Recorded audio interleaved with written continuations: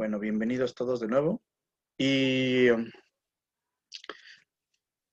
pues bueno, la lectura que teníamos para hoy era esta lectura de Máximo Modonesi y de Mónica Iglesias.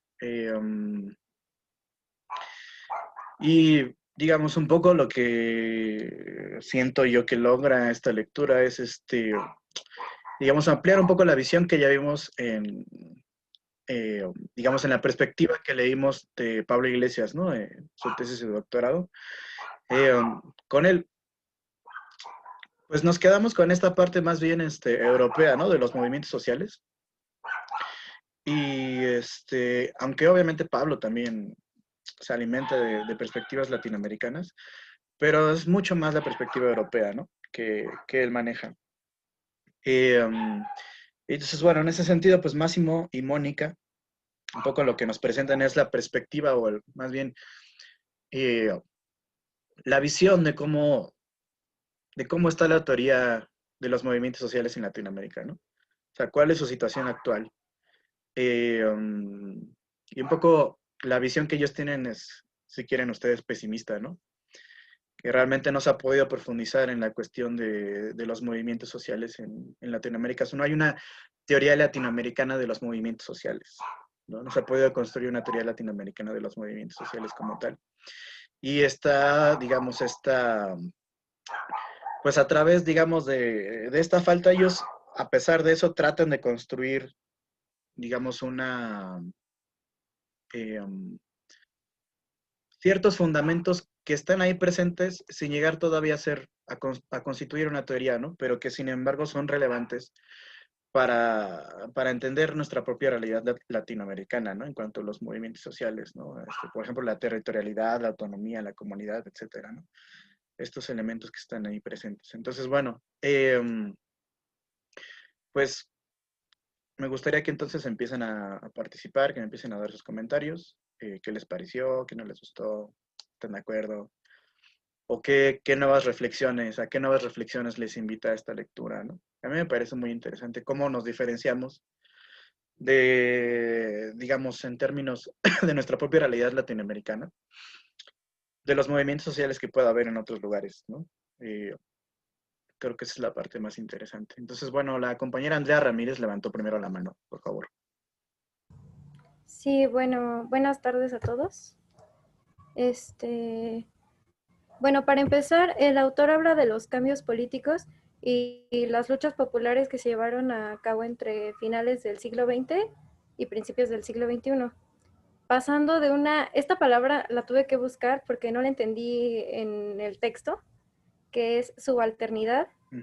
y resistencia a posturas, a luchas con un giro progresista en América Latina.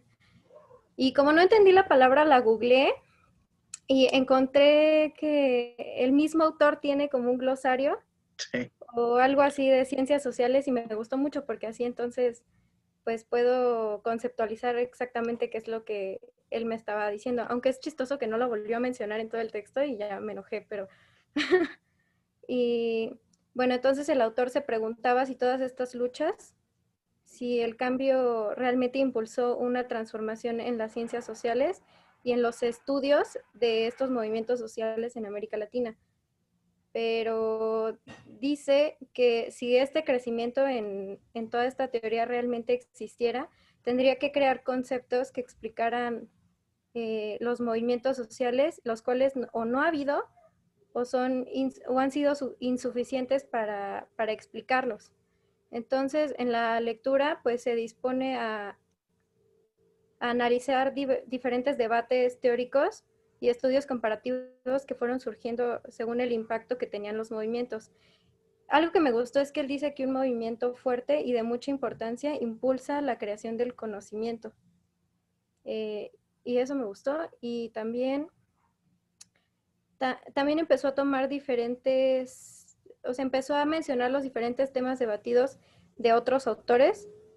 Lo que usted mencionaba como la territorialidad y con esta la explotación de los recursos y dejando al campo en condiciones precarias, la comunidad, también la autonomía, que esta no la entendí muy bien cómo la quiso explicar el autor, o sea, entendí que la autonomía en los movimientos no era la búsqueda de un cambio público, sino como una estrategia para reapropiarse de los espacios y organizarse, pero no sé si lo entendí muy bien, y también de los movimientos mismos como una organización política.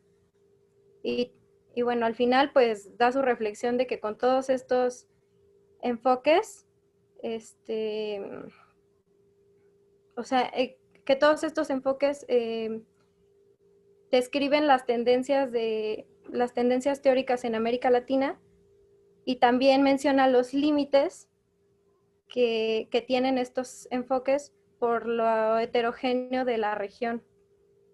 Entonces, bueno, Claro, eso es lo que entendí, pero me quedé con la duda en lo de autonomía. autonomía. Ok, bueno. am, Primero, bueno, antes de responderte, ¿qué rollo con lo de la autonomía? Me gustaría saber qué encontraste con lo de subalternidad, ¿no? O sea, que es un concepto que él retoma de Gramsci, ¿no? Pero, digamos, ¿cómo lo define?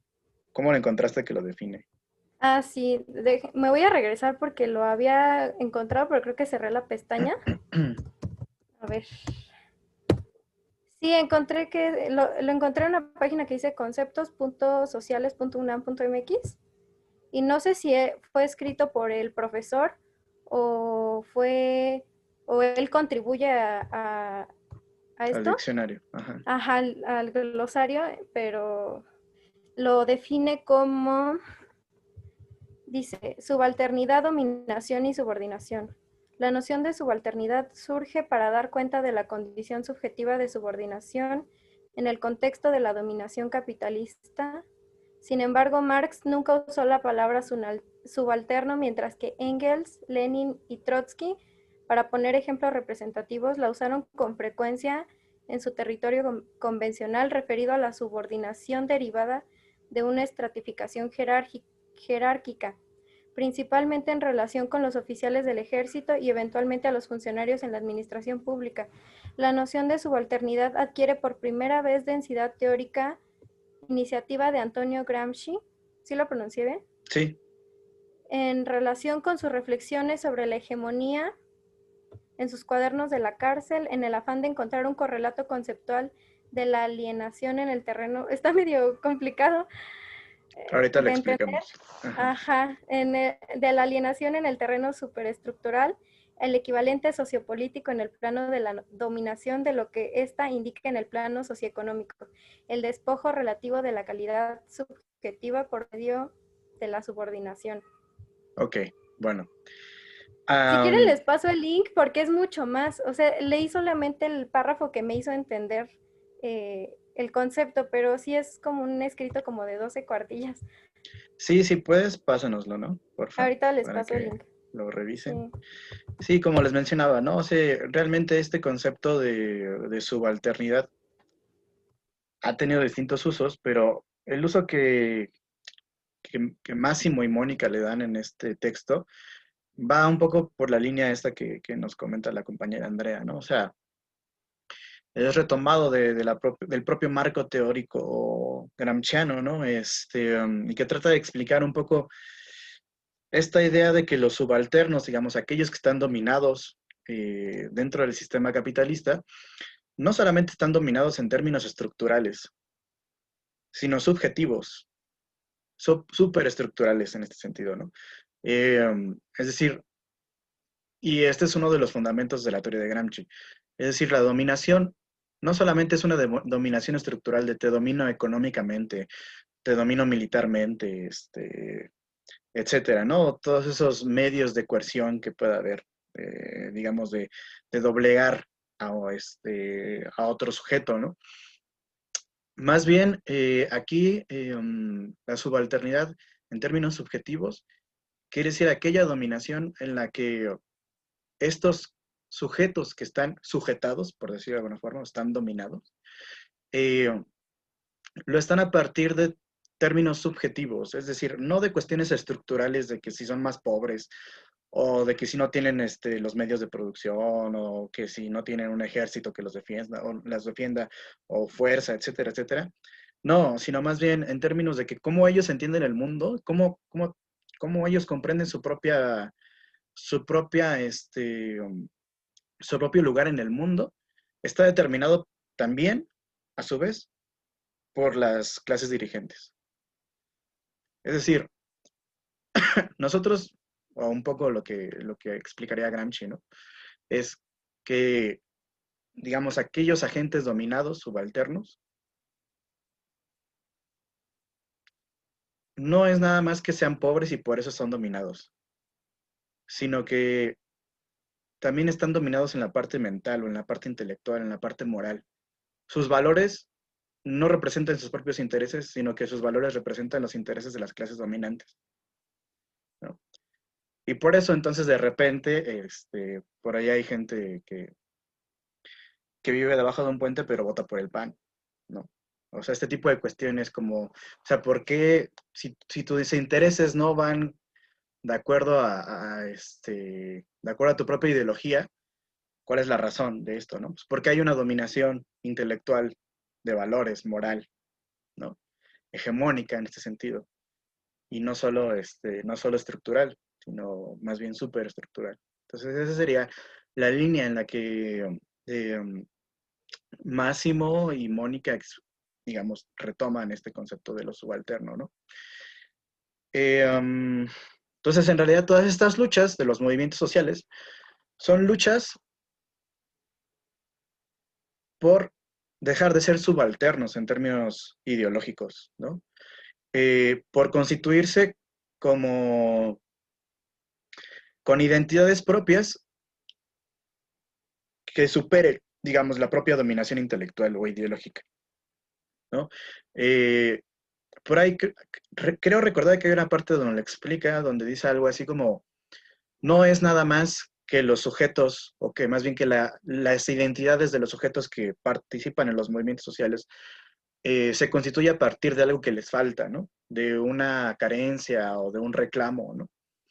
Sino de algo positivo, de una cosa que los identifica a ellos en un sentido positivo, no positivo de que sea bueno, sino de que es una cosa que está presente y no es una falta, ¿no?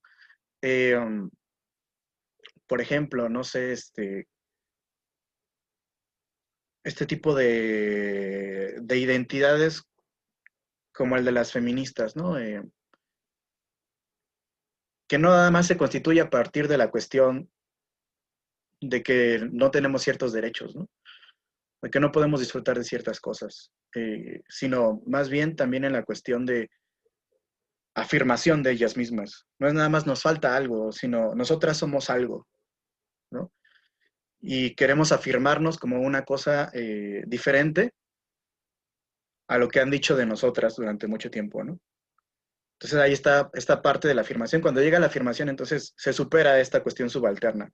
O sea, dejas de estar dominado intelectualmente, moralmente, ideológicamente, y ahora tú has podido constituir tu propia identidad, sin que esta identidad dependa de los dominados, de quienes te dominan, que ellos señalen quién eres tú, ¿no? Y cómo te piensas a ti mismo. Entonces, va un poco por ahí esta idea, relación entre los movimientos sociales y la subalternidad. En cuanto al problema de la autonomía que nos comentaba la compañera Andrea, bueno, la autonomía, pues es esta idea, bueno, viene del griego, ¿no? Autónomos, ¿no? O sea, como darse sus propias leyes, ¿no? Esa es la idea general de la autonomía, ¿no? Darse sus propias normas a partir de las cuales podamos vivir, ¿no? Entonces, por ejemplo, hay distintas luchas autónomas o por la autonomía en América Latina, ¿no? Las que tenemos pues más cercanas, por ejemplo, son las del ZLN o más bien las de los zapatistas, porque el ZLN es una cosa y los zapatistas son otra, ¿no? Los zapatistas en Chiapas, o por ejemplo el caso de Michoacán, el caso de Cherán en Michoacán, ¿no? Este municipio que es un municipio autónomo, que corrieron a todos los partidos políticos y a la policía y a todas las instituciones, eh, digamos, federales, estatales y municipales, las corrieron de su municipio. Y ahora ellos instituyeron sus propias normas, tienen una policía autónoma, eligen a sus representantes de forma autónoma, no hay partidos políticos ahí, ¿no? O sea, es una forma de constituirse a sí mismo, ¿no? Es un poco la idea de la autonomía. Pero la clave aquí más importante, sí es una, digamos, es una organización independiente, pero no nada más del gobierno, sino, digamos, incluso de la propia sociedad que lo circunda, ¿no? Um, y la clave central es esta, ¿no? O sea, lo que dice Máximo y Mónica es esta cuestión, que la autonomía no es nada más un medio de lucha, sino que se ha convertido en un fin en sí mismo, ¿no? Es decir, la autonomía como forma, digamos, de, no de llegar a la meta, sino de que la propia autonomía es la meta. Ser autónomos para poder decidir sobre nuestras propias vidas, sobre nuestras propias tradiciones, sobre nuestras propias formas de comunicarnos, de gobernarnos, etcétera, etcétera, ¿no? Esa es un poco la idea de la autonomía y que sí es un medio, pero al mismo tiempo es un fin, ¿no? Entonces, bueno, no sé si así queda claro esta cuestión. Sí, la verdad que queda más claro. Yo creo que lo leí con sueño o algo así, pero no lo había entendido bien. Gracias. No te preocupes, vale. Bueno, también quien levantó la mano, el compañero Fernando Martínez, por favor. Sí, la lectura de la autora y el autor me gustó mucho, aunque disfruté más la anterior, creo que estuvo como más entendible y sobre todo tuve muchas diferencias con lo que proponían, sobre todo lo que mencionó mi compañera Andrea sobre la autonomía. Ellos mencionan que sí como una forma independiente de los partidos políticos y del gobierno, pero al final, como usted mencionó sobre la etimología de la palabra y ser un poco más o sea, no concebirse por medio de, o sea, que ellos crean sus reglas. Él menciona que pues la institucionalización podría ser una vía mediante la cual ellos vigilarían más las acciones del gobierno para proteger sus intereses. Yo no creo que sea así, yo no creo que los movimientos sociales en sí busquen formar instituciones y ya con eso son felices porque cumplieron su objetivo. Creo que las instituciones no son la respuesta. Yo me atrevería a decir que es el personal de las instituciones, porque de nada va a servir que haya una institución, no sé, digamos, que cuide a los animales, ¿no? De alguna explotación, si las personas que están en la institución, pues no tienen esos mismos ideales. Y por último, menciona otro, creo que los llama señales de cambio de época en el poder, que menciona que los movimientos sociales tienen la intención de cambiar al mundo sin tomar el poder. Y esta frase me hizo pensar mucho porque creo que los autores, la autora y el autor, lo están viendo desde una manera como muy objetiva el poder, como si llegaras a tomarlo fuera algo físico. Y creo que no es así. Y sobre todo me quedé con la idea, porque mencionan al principio una pregunta si es un cambio de época o una década perdida. Yo no creo que haya sido una década perdida, y más en Latinoamérica, creo que todavía los movimientos sociales no pueden ser definidos como una estructura o una organización exacta, porque son procesos evolutivos que desaparecen y van. Y creo que, pues, la concepción que tengamos de los movimientos sociales no debería ser como de amigo o enemigo del gobierno, sino como una forma de expresar las ideologías y los pensamientos que se quieren corregir para encontrar, no sé, una teoría que explique los movimientos sociales en Latinoamérica. Ok, pues esa es otra perspectiva, ¿no? Eh, um, Aunque no estoy tan seguro de si pudiera ser aplicable al caso de los movimientos sociales como tal, ¿no? O sea, porque quizá en el caso de los partidos políticos, igual sí, ¿no? Como esta cuestión de los consensos y todo este rollo, ¿no? Que vimos mucho con Sartori. Pero precisamente la cuestión por la que nacen los movimientos sociales es porque hay una incapacidad por parte de las instituciones liberales de dar respuesta a muchas demandas y a muchas reivindicaciones que están en la propia sociedad.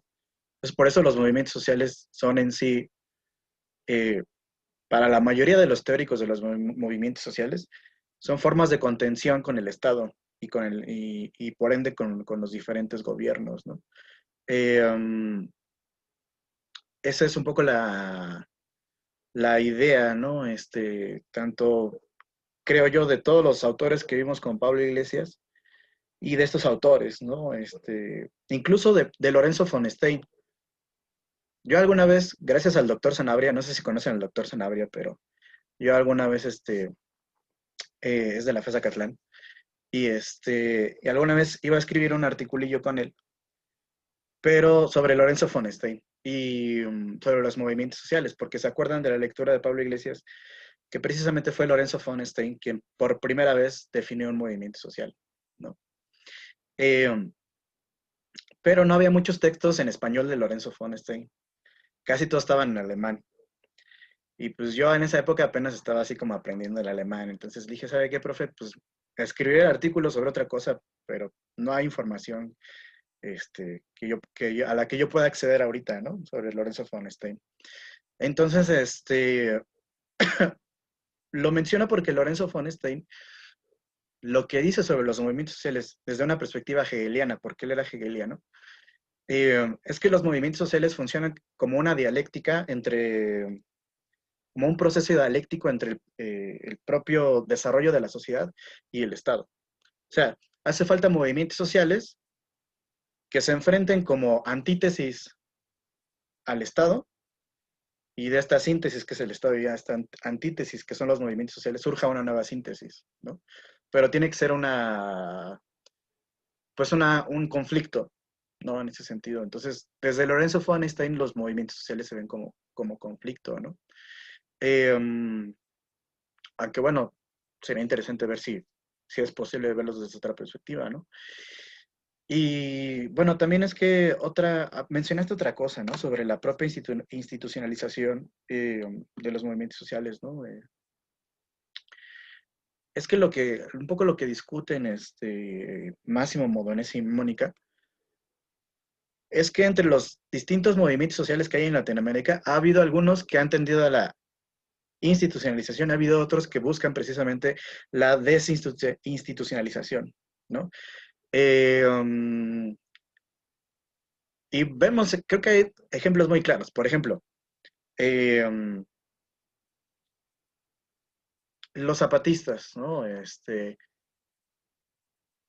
Que al menos al principio, si por ejemplo ustedes leen la primera declaración de la Selva Lacandona, la idea era llegar hasta el Zócalo, derrocar al gobierno y poner un nuevo gobierno, ¿no? Cuando se levantó el ejército zapatista, esa fue su primera idea. Luego, no se sabe muy bien por qué. En la segunda declaración ya dicen, no, miren, ¿saben qué? No es hacer una guerra directa con el gobierno, sino que nosotros podamos ser autónomos, ¿no? Y que todas esas instituciones del gobierno nos dejen ser autónomos y nos dejen a nosotros, pues, autogobernarnos, ¿no? Poder gestionarnos a nosotros mismos. Esa sería la parte como la de desinstitucionalización, ¿no? Por un lado, pero que al final se convierte en otra institucionalización nueva. Pero también, por ejemplo, hay otros movimientos como el del MAS en Bolivia, ¿no? El del movimiento hacia el socialismo, que precisamente dirige Evo Morales. Ellos sí apostaron por la cuestión electoral. Y así un montón de movimientos más, o de partidos que ahora son partidos, pero que empezaron como movimientos sociales, ¿no? O como en Ecuador también el de Rafael Correa y otros. O sea, muchos partidos que forman parte de la ahora llamada, ¿cómo se le dice? Pues todos estos gobiernos progresistas de Latinoamérica, ¿no? Pues surgen a partir de movimientos sociales que después se transforman en partidos políticos, ¿no? O sea, es decir, que tienden a la institucionalización. Entonces, no hay una cosa como muy clara, al menos en los partidos, perdón, en los movimientos sociales en Latinoamérica, de si pretenden desinstitucionalización o si pretenden la institucionalización, ¿no? Ahí depende de las propias estrategias y de los fines de cada uno de los movimientos, ¿no? O sea, por lo general los movimientos que tienden a convertirse en partidos políticos lo hacen porque entienden que el Estado todavía sigue siendo una de las formas más importantes para hacer política, ¿no? Eh, y los movimientos que dicen que que no hay que institucionalizarse, por lo regular lo hacen bajo el argumento de que la institucionalización construye oligarquías y élites que al final van a dejar de funcionar dentro de un movimiento social, ¿no? Que finalmente yo creo que sí es lo que ha pasado con los movimientos que se convirtieron en partidos, ¿no?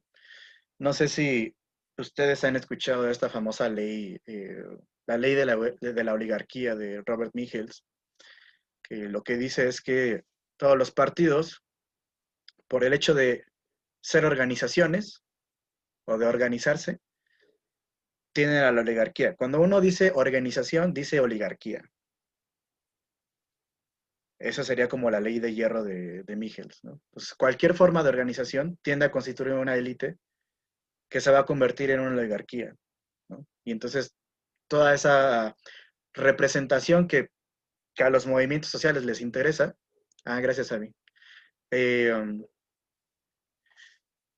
pues desaparece, ¿no? O sea, en realidad se vuelven a convertir en aquello que no querían ser o aquello contra lo que luchaban, ¿no? Entonces, esas son las contradicciones también con las que juegan los propios movimientos sociales. Por eso también esta frase, ¿no? De, de cambiar el mundo sin tomar el poder, ¿no? Que es una frase que acuñó un teórico marxista que ahora vive en Puebla, pero no recuerdo su nombre. Se me fue ahora su nombre, pero hay un libro que tiene ese título, así tal cual, búsquenlo en Google, y así se llama, Cambiar el mundo sin tomar el poder. Eh, y bueno, era como esta idea de que podemos nosotros cambiar la sociedad, podemos cambiar la política, Holloway, exactamente, Holloway. Eh, sin necesidad de entrar a formar parte del poder. Lo que hay detrás de esta frase, pues es como hacerle fuchi al poder o a la institucionalización del poder. No al poder como tal, sino a la institucionalización del poder.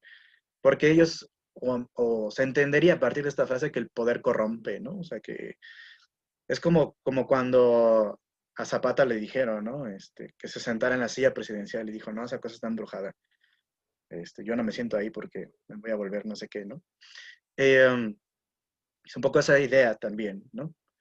Pero hace no muchos años, por ejemplo, surgió un nuevo libro de otro autor cuyo nombre ahora no me acuerdo, pero igual si quieren buscar el texto.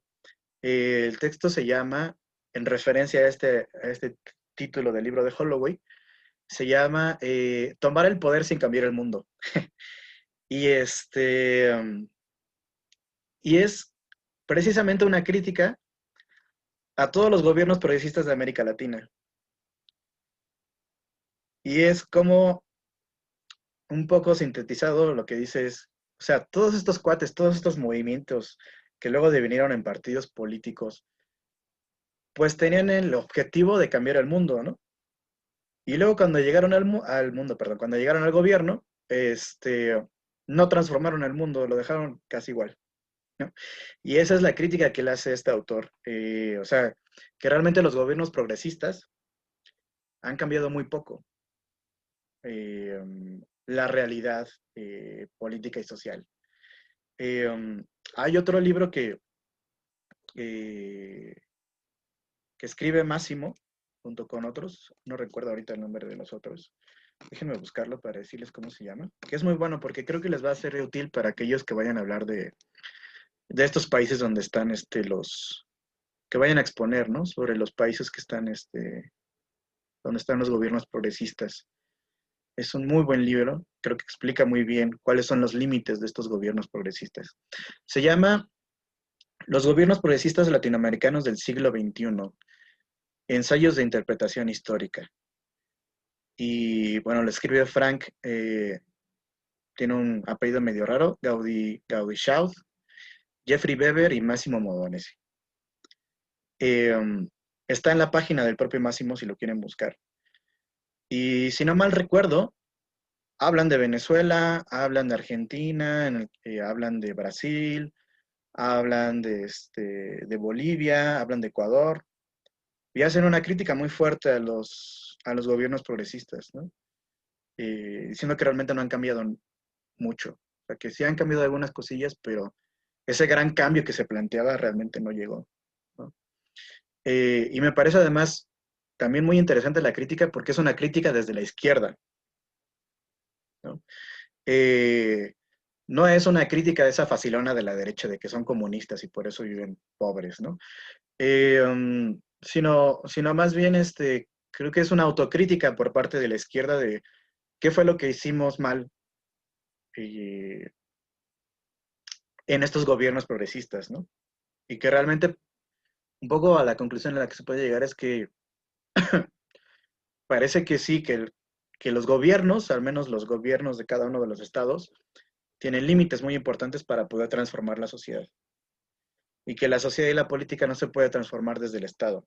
Se pueden hacer algunos cambios, pero no todos los cambios que quisiéramos, ¿no? Y ahí la importancia de los movimientos sociales. Como puntos o como elementos que no son parte del gobierno, pero que empujan al cambio del gobierno, ¿no? Por ejemplo, yo me acuerdo mucho de una conferencia de Álvaro García Linera. Álvaro García Linera, pues es el ex vicepresidente, ¿no? de Bolivia, antes de esta situación del golpe. Y bueno, es un intelectual así, muy, muy chingón, al estilo de Pablo Iglesias, ¿no? Y bueno, en una conferencia Álvaro García Linera decía algo así como, eh, nosotros como gobierno boliviano, como parte del gobierno boliviano, necesitamos movimientos sociales para que pueda haber ciertos cambios. Nosotros no lo podemos hacer solos. Necesitamos que la misma gente empuje los cambios desde abajo, ¿no? Entonces, por ejemplo, le decían, oigan, pero es que ¿por qué no aprueban el aborto? O algo así, no me acuerdo qué era, cuál era el tema, ¿no? O sea, si son súper progresistas y no sé qué rollo, ¿por qué no aprueban el aborto? Y entonces, Álvaro García Linera respondía, bueno, es que las condiciones sociales no están dadas, ¿no? O sea, no hay un apoyo de base de la sociedad que apruebe un cambio hacia la aprobación del aborto, ¿no? Entonces, si nosotros aprobamos el aborto, la gente sale a marchar en masa y a quejarse de por qué aprobamos el aborto, ¿no? Entonces, lo que dicen ahí, o lo que dice García Linera es, por eso la importancia de los movimientos sociales, de que sean como una especie de brújula moral, intelectual, que mueva el cambio en la propia sociedad, ¿no? Que el cambio no viene como por decreto, o sea, no es como, y yo decreto que ahora todos somos socialistas y todos debemos amar a Dios, ¿no? Pues no, o sea, los cambios no se dan así. Los cambios son más bien dialogando, los cambios son más bien convenciendo al otro, ¿no? No imponiendo, al menos creo que, bueno, esa es mi perspectiva, y creo que también la de García Linera y otros, ¿no? Mm, Porque finalmente, pues esto tiene que ver con la realpolitik, ¿no? O sea, que tú puedes tener toda la razón en tus demandas, tú puedes estar dignamente enojado por lo que te ha sucedido y puedes hacer marchas y hacer esto y aquello, pero si no tienes éxito político de nada, vale. O sea, si eres un pequeño grupito así de 5 y que tiene toda la razón, pues si nada más son 5, se van a morir teniendo la razón, pero sin haber sin haber transformado la propia sociedad. Entonces, pues la política va más allá de tener razón. Dice Pablo Iglesias que la política más bien tiene que ver con tener éxito y no con tener razón. Entonces, pues creo que por ahí va esta cuestión, ¿no? De la perspectiva de Álvaro García Linera. Incluso cuando recién Pablo Iglesias, perdónenme, ahorita ya los dejo de participar otra vez. Cuando recién Pablo Iglesias, no bajen la mano, no se me eh, desesperen, sí les voy a dar chance, espérenme. Cuando Pablo Iglesias recién se convierte en vicepresidente en España, da una entrevista a un medio digital que se llama eldiario.com. Y y en esa entrevista, pues le dicen a Pablo, ¿no? Bueno, pues es que ustedes nacieron como movimiento social y no sé qué, ¿no? Y el 15M, los indignados y etcétera, etcétera, ¿no? Y Pablo decía una cosa muy inteligente, ¿no? A mí me parece muy inteligente. El hecho de que dijera esto. Sí, fuimos movimiento social, pero ya estamos en el gobierno, ya no somos movimiento social. O sea, esa etapa en la que éramos movimiento social y que estábamos en contra de que se hicieran ciertas cosas y apelando y haciendo reivindicaciones y marchando en la calle, ya no va a ser nuestra tarea, esa va a ser tarea de otros. Pero nosotros estando en el gobierno no podemos ser movimiento social, porque ahora nosotros como gobierno tenemos que hacer ciertas disposiciones generales, es decir, políticas para todo el país, ¿no? Entonces, el movimiento social no funciona como gobierno, ¿no? Ya es otra cosa, ¿no? Y Pablo lo decía, necesitamos que la gente siga marchando, que se siga quejando, que siga señalando nuestros errores, que sigan diciendo en que nosotros como gobierno nos estamos equivocando para que el cambio pueda seguir dándose. Y él utiliza mucho una frase de Mao Zedong, ¿no? O sea, que decía algo así como eh, al pueblo chino, ¿no? Apuntad sus armas al comité central del Partido Comunista, ¿no? O sea, el enemigo era el Partido Comunista, o sea, que aquellos a quienes deberían ellos demandar el propio cambio y la propia resolución, pues era el Partido Comunista, ¿no? O sea, nosotros somos sus enemigos, decía un poco, ¿no? O sea, haciéndolo, o más bien parafraseándolo, esa sería la frase, ¿no? De Mao Zedong, o sea, los enemigos del pueblo somos nosotros, el Comité Central del Partido Comunista, ¿no? Porque ahora ya somos gobierno y seguramente la vamos a cagar. Y esa es la idea que da Pablo Iglesias, ¿no? Necesitamos movimientos sociales para que nos empujen a ciertas cuestiones que a lo mejor nosotros no nos atreveríamos a hacer, porque tenemos que navegar con contradicciones en el gobierno. No es nada más hacer lo que se nos hincha la gana, porque ahora somos gobierno y aquí lo único que truena son no sé qué. Sino necesitamos este empuje por parte de los movimientos sociales para vernos forzados a actuar de ciertas maneras que a lo mejor no nos atreveríamos en circunstancias normales. Por eso gobierno y movimientos sociales pues no son lo mismo, ¿no? Y son incompatibles, de hecho. Siempre están como enfrentados los unos con los otros, ¿no? Bueno, ahora sí ya, perdónenme, los dejo participar. La compañera Magali Castillo, por favor. Pues ya, ¿qué más decir? No, bueno, a mí lo que me pareció más interesante fue la parte del elemento de la comunidad. Este protagonismo que ahora tienen los movimientos indígenas, su emergencia, que ya no solo es por tener un reconocimiento hacia su identidad y su cultura, sino también que se incluye y se represente la cuestión de una unificación de un Estado, ¿cómo lo pone? Del Estado liberal y su pretensión de universalidad. Entonces, este protagonismo indígena pues, va en dos, en la dimensión de identificación identitaria y como una respuesta a los procesos de expropiación y saqueo de los recursos naturales. Y en esta parte, por ejemplo, yo lo asocié con lo que sucedió en Cusco en 2006, la formación de la Coordinadora Andina de las Organizaciones Indígenas, donde hubo participación de pueblos pues quechuas, mapuches, aymars, algo así. Y en esta formación pues se dio como que estos movimientos iban a luchar por una construcción de estados plurinacionales, entonces pues ahí va lo de su identidad. Y también lo importante, y bueno, a mí lo que me gustó es esta defensa por los recursos naturales, energéticos, de la tierra, del agua, y los derechos colectivos de las comunidades. Entonces, bueno, también me gustó que, o bueno, los autores están diciendo territorialidad y de la territorialidad nos pasamos a la comunidad relacionado con el protagonismo. De la autonomía, pues nos vamos con lo de la política y el poder, porque también está relacionado con la autogestión. Entonces, dentro de esto, lo que usted decía, pues lo de volver a, no a dar como otro significado a lo de poder, ya no es el poder sobre otras personas, sino ya el poder hacer, lo que ellos decían, como un poder más democrático.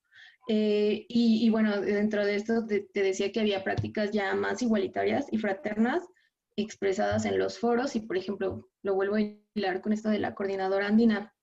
Y también regresando otra vez a lo de los movimientos indígenas, la parte en la de los recursos naturales, también se han hecho como, se han visto los diversos espacios de participación, como en el Foro Mundial, no, Social Mundial de Belén, en donde también se hizo un llamado para la articulación de alternativas hacia los países de la Unión Occidental Capitalista.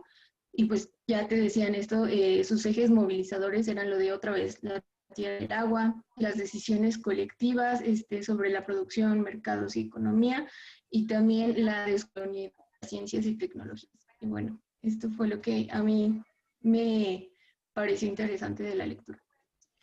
Perfecto, muy bien, gracias. Sí, la cuestión de las identidades creo que es una cuestión muy importante, ¿no? O sea, un poco volviendo al asunto de la lectura de Pablo Iglesias, ¿no? De la clase pasada.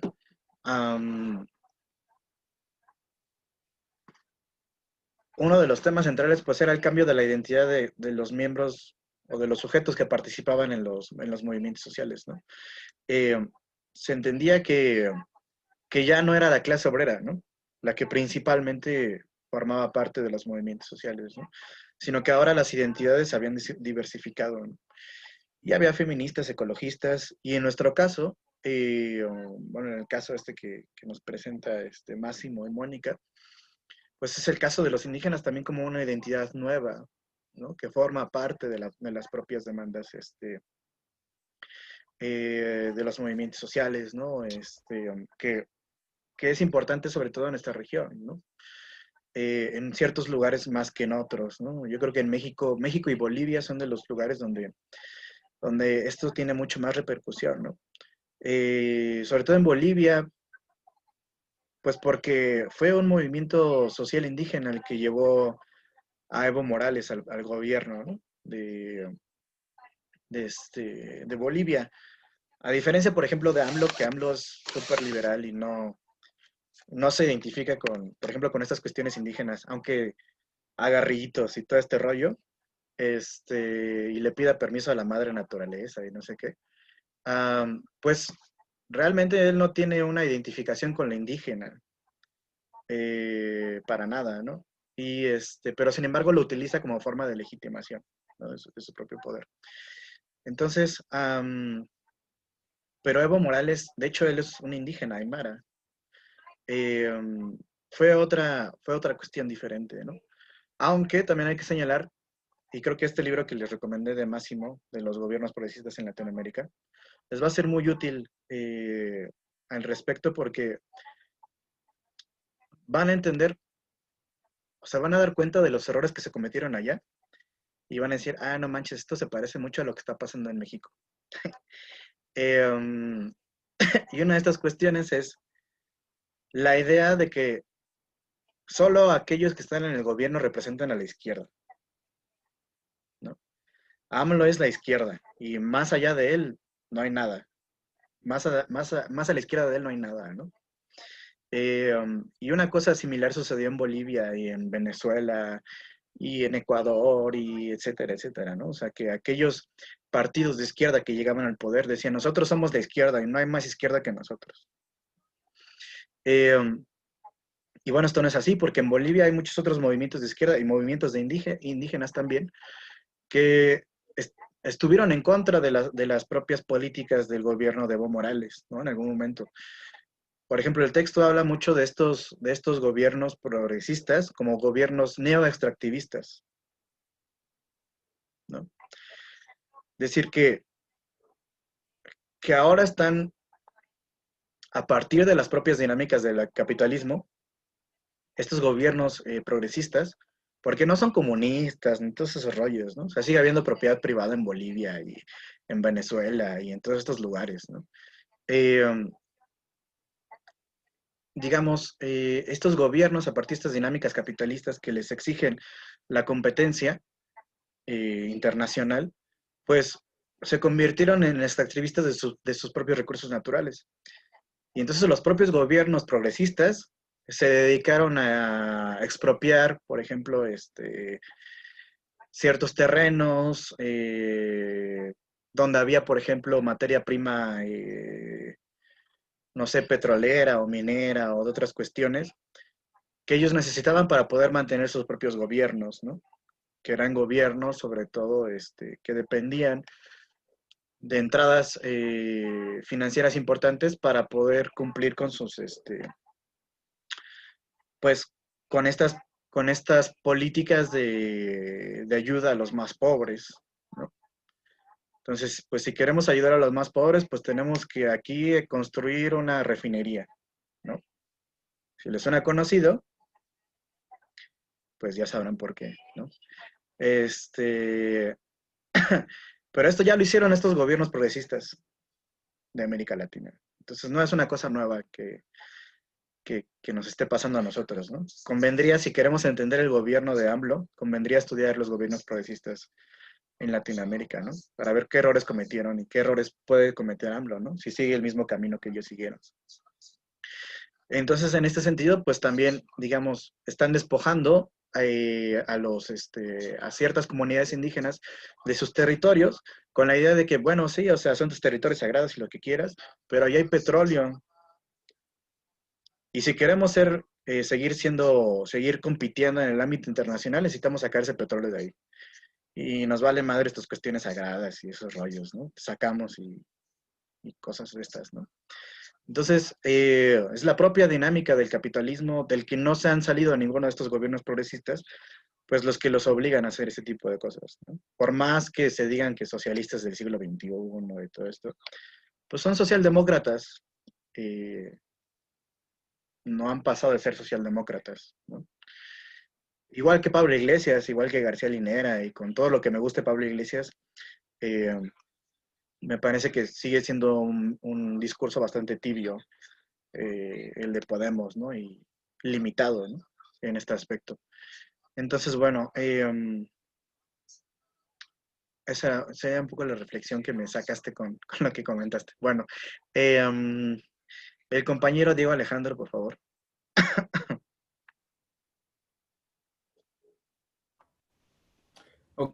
Ok. A mí me llama mucho la atención, centrándonos un poco en el inicio, cómo inician esta parte, sea impacto de los movimientos. A mayor importancia e impacto de los movimientos, más esfuerzos y resultados en términos de estudios y análisis. Pues creo que es relativamente cierto porque, pues, si no le damos esa importancia o si no le damos ese estudio análisis, como ahorita lo que estamos haciendo, pues pasaría como algo desconocido, como algo que no es de relevancia. Y de ahí me centro igual a la parte con la que está hablando de territorialidad, donde dice que él lo denomina como un rasgo constitutivo. Dice que es muy característico, evidentemente, de los movimientos sociales, donde dice que han sido definidos, ¿no? Como socioterritoriales o socioambientales. Y eso a mí me vino mucho a la idea de relacionándolo, pues, con el movimiento del Ejército Zapatista de Liberación Nacional, que, digo, para empezar a relacionarlo con ello, pues, ¿qué demandaban ellos? Ellos en un inicio, en ese 1 de enero del 94, cuando se levantaron, pues demandaban democracia, demandaban la tierra, la paz, justicia, la libertad para los indígenas específicamente.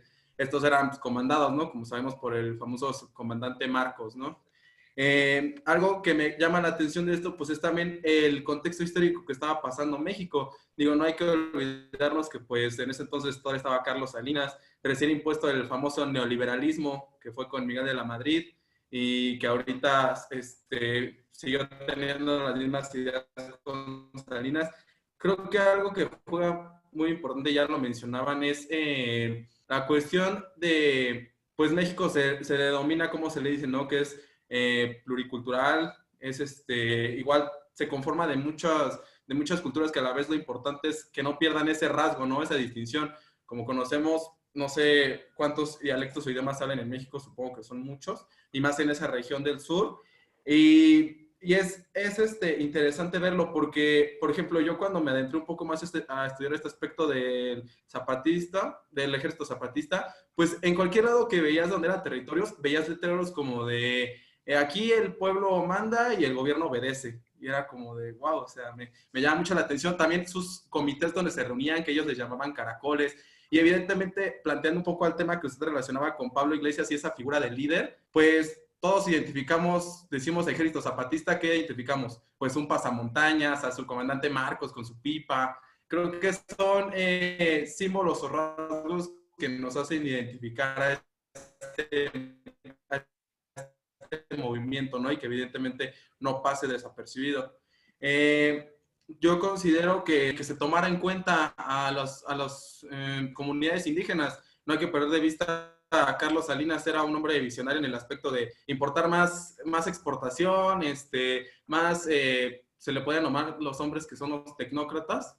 Él tomaba más en cuenta en este ambiente y no contemplaba lo nacional en este caso. Y creo que es interesante, como dice el autor, que de alguna manera pues reivindican la tierra, como lo señala con la territorialidad, porque pues esas mismas comunidades están entre ellas tan protegidas, tan unidas, que, o sea, no se les permite el paso a autoridades, ni siquiera la policía. Ellos se puede decir que tienen sus grupos de autodefensas, incluso hasta sus propios servicios médicos, que me llamaba la atención, que ellos mismos tienen ahí como sus clínicas y llegan incluso doctores ahí mismo que llegan a atenderlos. Evidentemente, todo se hace con la cooperación del mismo pueblo, ¿no? Pero digo, ¿cómo dentro del mismo territorio mexicano, pues encontramos estas divisiones, ¿no? Que ya lo habíamos visto antes, que no todo es como que está integrado, sino que igual encontramos que dentro de la división hay divisiones y de esa división otras divisiones, que al final de cuentas, pues eso hace más enriquecedor al estudiar principalmente nosotros,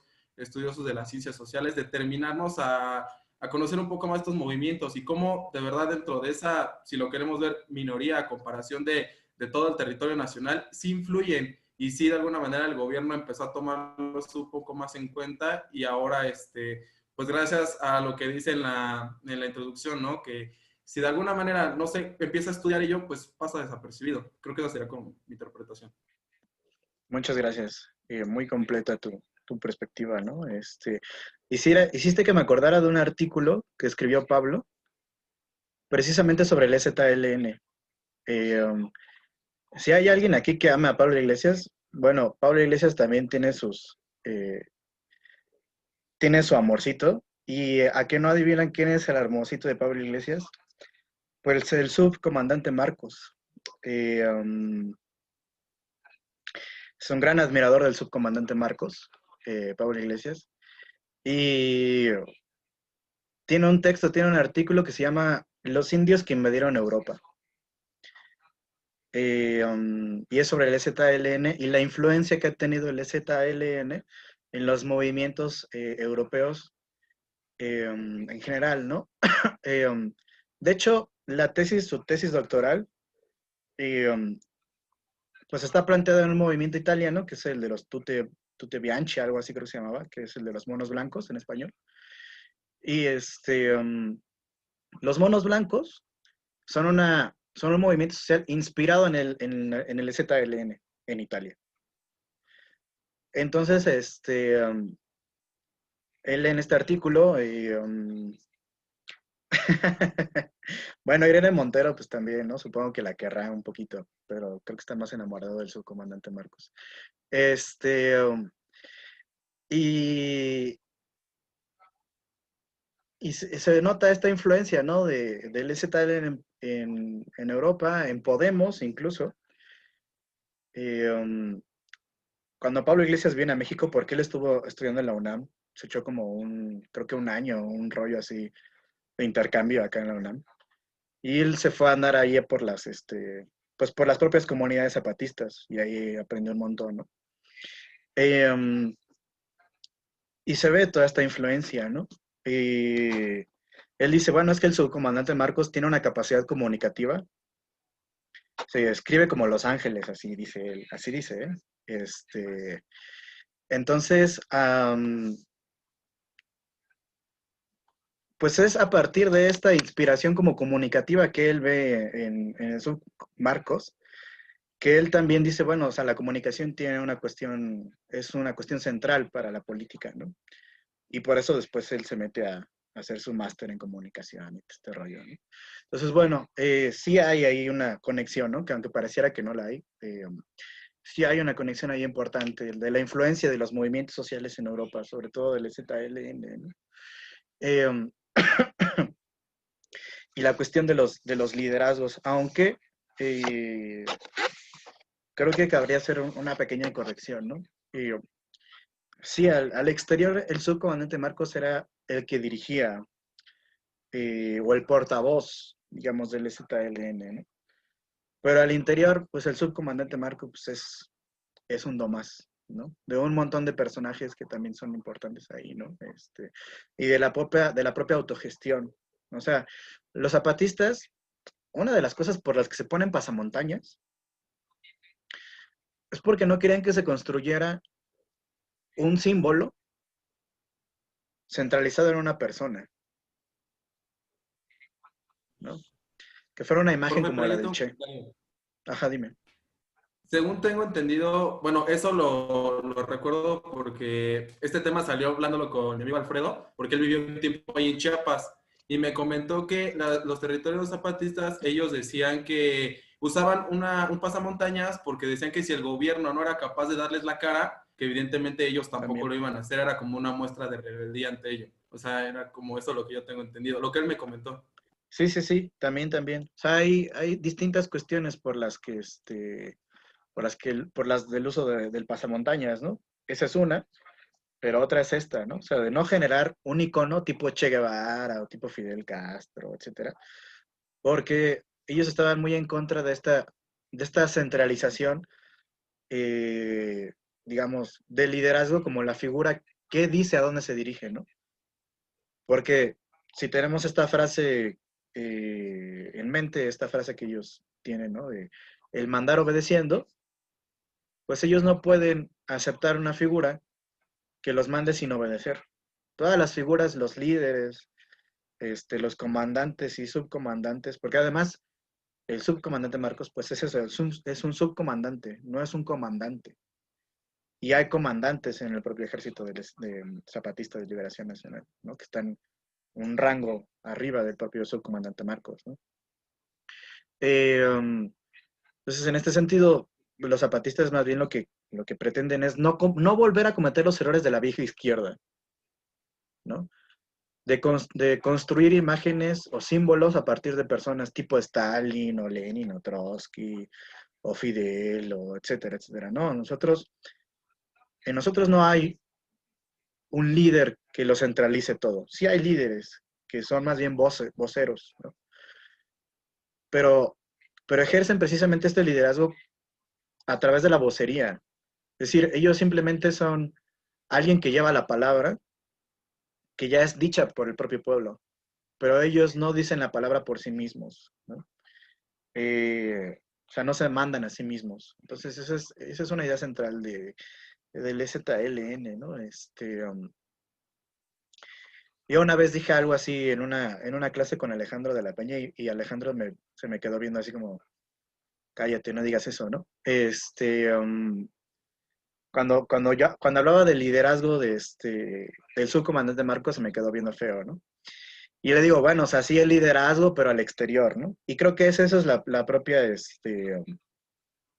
la propia figura de Marcos, ¿no? O sea, es un líder que habla con los de afuera, ¿no? Eh, pero que a lo mejor adentro hay otra forma de organización. Y que sin duda al ZLN le funcionó la imagen de Marcos. Es que es muy bueno hablando Marcos. Muy, muy bueno. Hay una entrevista por ahí con Julio Scherer, de no me acuerdo qué año, viejísima. Muy buena si la quieren buscar en YouTube, ¿no? Bueno, me callaré otra vez. La compañera Gaby Olivares, por favor.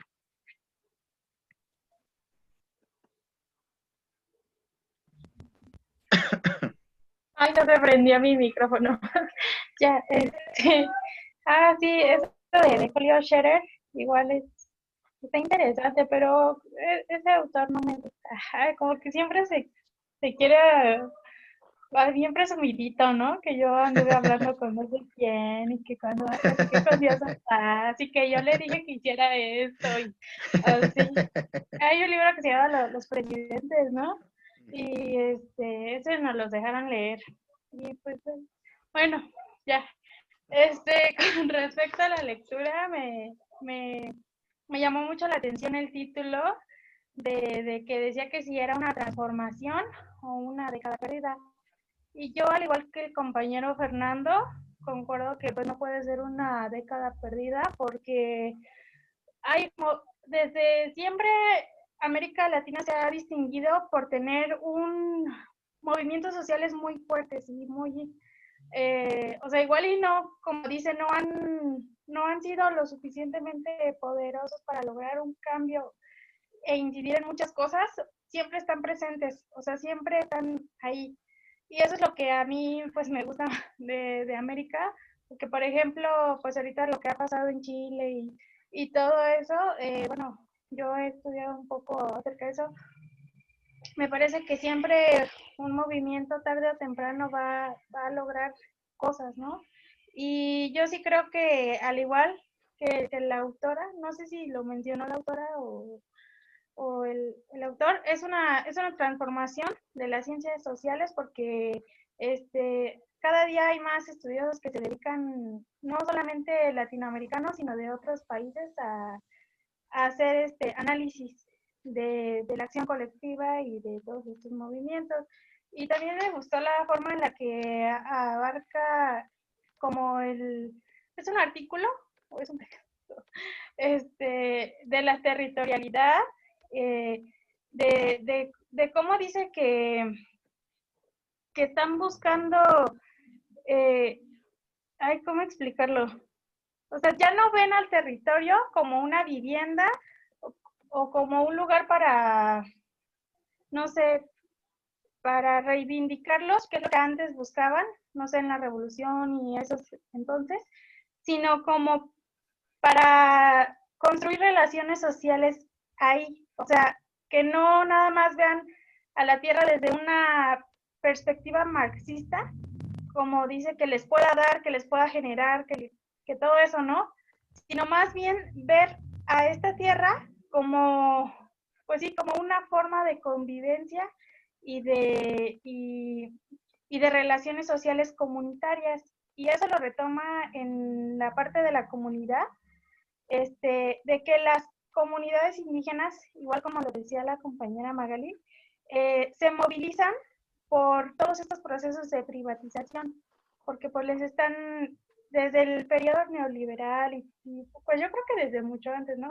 Desde siempre, pues siempre han buscado como explotar todo el recurso que hay en la gran parte de Latinoamérica, y hablaba acerca de las teorías de, no recuerdo quién las dijo, pero de la acumulación por disposición o por despojo, que se basaban pues en hacer a un lado a estas comunidades. Y me gustó mucho la parte que dice que los movimientos indígenas no solo buscan que reconozcan su identidad y su cultura, sino y que los representen, ¿no? O sea, no buscan como esa representación o identidad como tal, o sea, sí lo buscan, pero lo que más a ellos les interesa es que dejen de expropiar sus recursos y sus tierras, como creo que ese fue como más que nada el cometido del ZNL y pues otros movimientos en Latinoamérica. Y ya finalmente, de la autonomía, pues que buscan una autogestión y una independencia de los movimientos sociales y de los partidos políticos para que ellos tengan la oportunidad de poder elegir su representación. Y pues tenía una duda, pero ya no me acuerdo. Ahorita le pregunto. Sale pues. Pero bueno, qué bueno que vuelves a traer el asunto de que si es una década perdida o no. Creo que aquí hay que aclarar una cosa, ¿no? O sea, ellos no hablan de década perdida en el sentido de que no pasó nada y no hubo movimientos sociales, ¿no? hablan de década perdida en el sentido de que teóricamente no se hizo nada, ¿no? De que teóricamente no hubo una construcción de conceptos que pudieran explicar los propios movimientos sociales en Latinoamérica, ¿no? A eso se refieren con década perdida.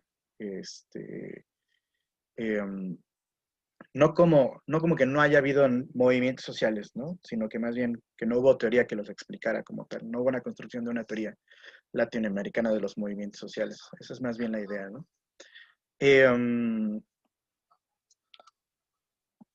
Y claro, o sea, esta idea del territorio como identidad, que a lo mejor que nos puede ser muy extraño para nosotros, ¿no? Porque no estamos arraigados a ningún territorio, o sea, o bueno, no sé, a lo mejor quizá alguno de ustedes sí, ¿no?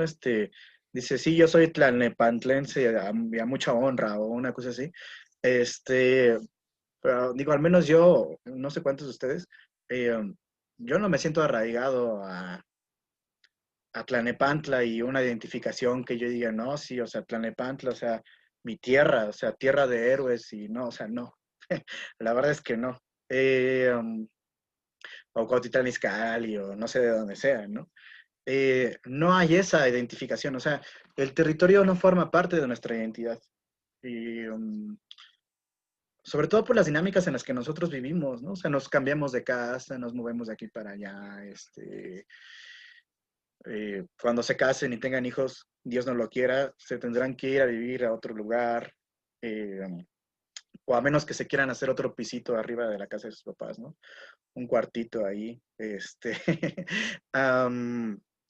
entonces, realmente no hay una, Dios quiera que no tengamos hijos, eso, realmente no hay una, ¿cómo decirlo? O sea, no hay una identidad, no hay un lazo identitario con lo territorial en nosotros, ¿no? Es muy difícil, pero los indígenas sí tienen este lazo identitario, ¿no? O sea, su territorio no es nada más una tierra, no es un pedazo ahí de tierra al que siembran, que les da maíz o lo que siembren.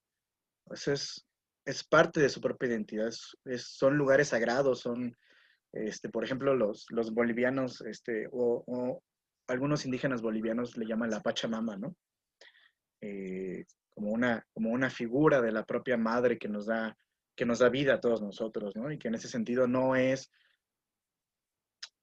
en el sentido utilitarista de, sí, es la tierra para sembrarla, y si no sirve para otra cosa, ¿para qué la quieres, no? O sea, no es el uso de la tierra como un objeto, sino la tierra como sujeto, ¿no? Y eso es lo interesante de estas perspectivas identitarias, de la territorialidad en los indígenas, ¿no? Bueno, el compañero Manuel Negrete, por favor.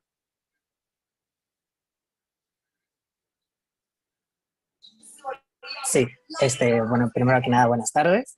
Y bueno, para no más o menos repetir lo que mis compañeros han mencionado, a mí, bueno, la lectura igual me pareció interesante, aunque de igual manera siento que tal vez la leí demasiado rápido, que no la comprendí del todo, pero rescato mucho la idea de identidad compartida en cuanto a estos movimientos que no solamente se situaban como en bueno, que no se reconociera exclusivamente como el reconocimiento ya sea de su identidad y cultura. Y bueno, digamos, este reconocimiento me hace como pensar en literalmente qué es lo que nos hace como sentirnos o por qué nos llaman como Latinoamérica. Igual y me estoy saliendo un poco del tema, pero o sea, me surgió como esta parte de qué es como el concepto de América Latina, o sea, ¿por qué surge o por qué nos llamamos como de tal manera, ¿no? O sea, ¿por qué se nos reconoce así? Y bueno, como investigando un poco de lo que recuerdo, hace un tiempo fue que, bueno, esto fue como un tipo vocablo que como que fue como movido por intereses económicos, si no mal recuerdo, en el imperio de Napoleón III, si no mal recuerdo. Y y bueno, o sea, A ver, deje organizar un poco más mis ideas porque creo que ya me estoy yendo muy lejos. Pero, a ver, en grandes rasgos, lo que rescato más de la lectura es esta parte como de la identidad compartida. Es decir, ¿qué es lo que nos hace sentirnos como latinoamericanos? Bien se dice que a lo mejor puede ser como esta representación de nuestro territorio en general, de lo que a lo mejor hay entre nuestros antepasados. ¿Y qué más? ¿Qué más? Ay, es que como le digo, creo que leí muy rápido la lectura, que ahora sé que ahorita que ya me tocó como hablar, ya se me fue la idea, pero...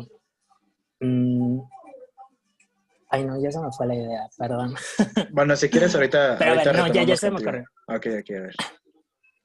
Nada más para terminar, si no, lo que rescato también a lo mejor de América Latina es que creo que en la mayor parte de los países hay como una tipo de democracia y por ejemplo, algo que estuve leyendo hace poco fue sobre el mesianismo, que creo que lo aborda Todorov, y en el cual se menciona que, bueno, a lo mejor, bueno, eso compartimos como la mayor parte de los países, digamos, como sistema político, por decirlo de alguna manera. Y ay, no, ya confundí muchas ideas. No te Mejor lo preocupes. escribo. Vale.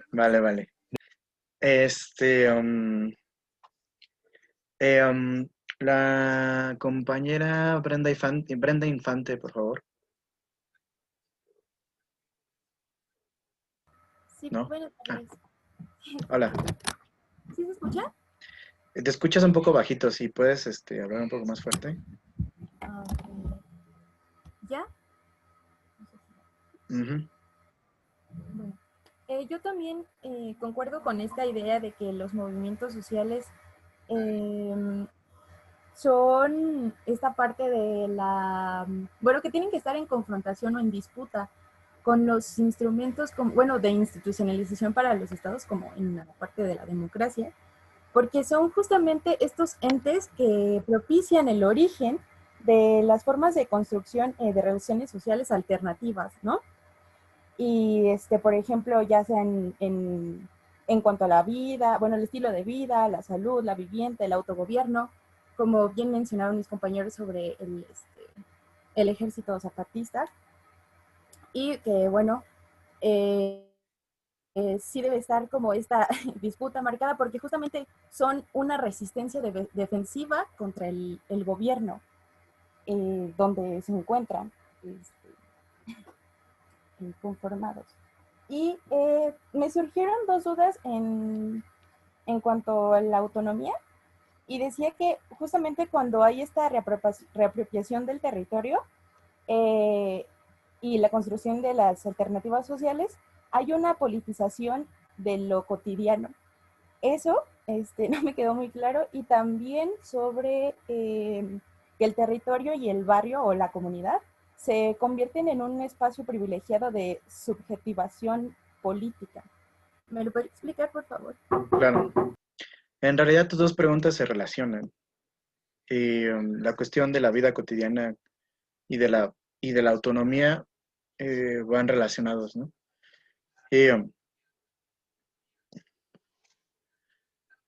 Esta idea de que la política se hace, digamos, en estos lugares de la vida cotidiana, viene dado de que está la idea de que la política, otra vez esta frase, ¿no? Lo personal es político. Y por tanto, todas estas cuestiones de cómo se constituyen las relaciones más básicas, incluso las relaciones de la propia vida cotidiana, es decir, si nos dejamos de fijar en lo macro, en el Estado, en el gobierno, en los partidos políticos, etcétera, etcétera, etcétera, incluso en los movimientos sociales, eh, y nos fijamos en lo micro, es un lugar también de constitución de la propia vida política. Y creo que eso lo entienden muy bien las feministas, ¿no? ¿Cómo te relacionas con el otro? ¿No? ¿Cómo convives con el otro? Si tienes que estar en casa todo el tiempo porque no sé, porque tu marido te dice que tú tienes que quedarte en casa. Esa es una cuestión política, ¿no? Y ahí surgen reivindicaciones.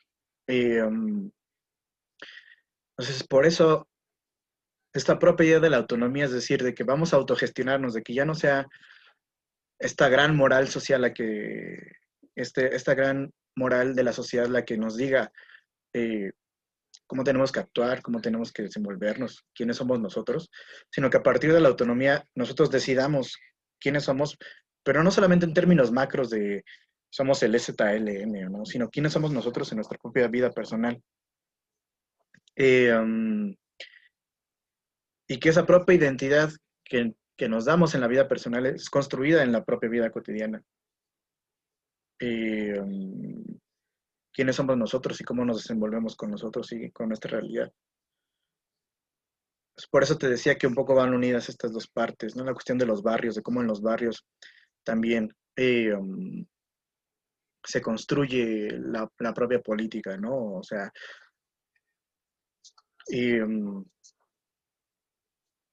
por ejemplo, el hecho de hacer un graffiti, ¿no? De que me voy con mis cuates y me dijeron que hay una pared bien chingona aquí atrás y ahí vamos a ir a rayar, ¿no?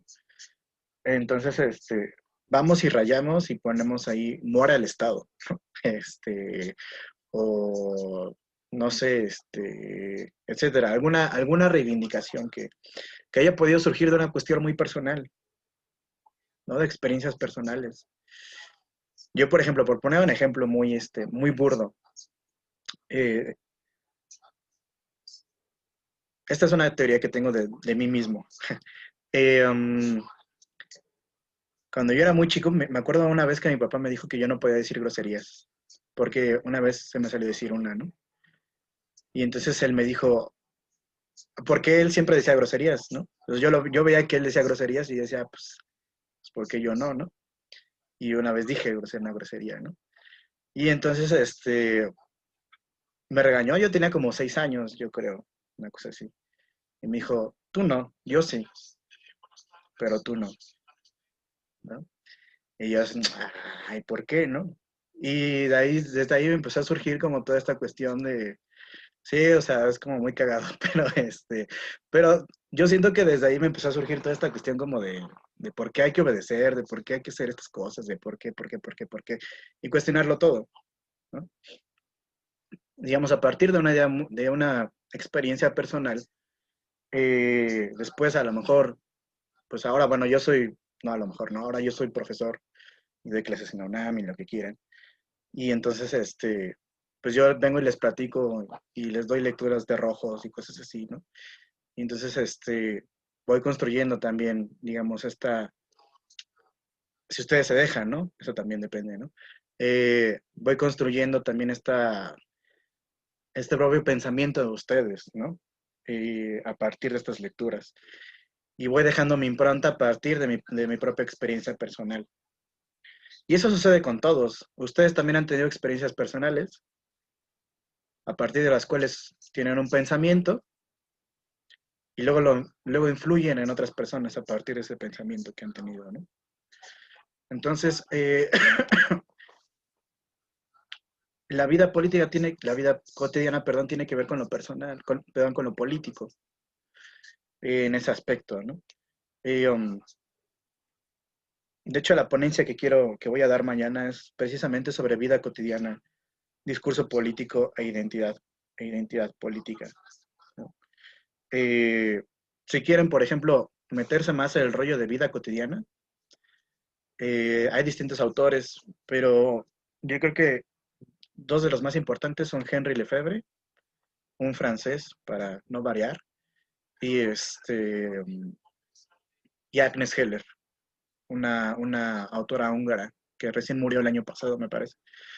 Ellos dos hablan sobre vida cotidiana y cómo en la vida cotidiana se reproduce lo social y obviamente también lo político. O sea, la vida cotidiana es el lugar en el que se constituyen las relaciones sociales. Lo micro constituye lo macro, por decirlo de alguna forma, ¿no? Entonces, bueno, va por ahí también esta cuestión de los movimientos sociales en Latinoamérica, ¿no? O sea, cambiar nuestra forma de vivir en lo personal y en lo político, cambia también la forma de vivir en lo social, en lo macro y en lo político, ¿no? Entonces, bueno, espero que haya quedado claro. La compañera Renata y luego el compañero Eric y luego otra vez la compañera Andrea, ¿vale? Sí, profe. Sí me escucha, ¿verdad? Sí. Ok. Pues sí, de hecho ahorita hice un pequeño comentario aquí en el chat, en el que pues reflexionando sobre cómo lo cotidiano se puede convertir en político, me llega pues sí, como la idea o digamos que, pues sí, como que, ay, sí, para concluir, bueno, no para concluir, pero así para explicarme, ¿no? Ay, espérame. Es que ya se fue mi mamá, ya se va, perdón. Ajá, entonces, ¿cómo? Yo creo que tus problemas personales, pero como más, o sea, no precisamente familiares, pero todo lo que te puede pasar, ¿no? Que si no te alcanza para compartir ciertas cosas, que si te sientes mal, por ejemplo, ante la pandemia, o incluso no en la pandemia, ¿no? Hasta como nosotros como estudiantes, yo creo que todos nos llevamos a sentir así como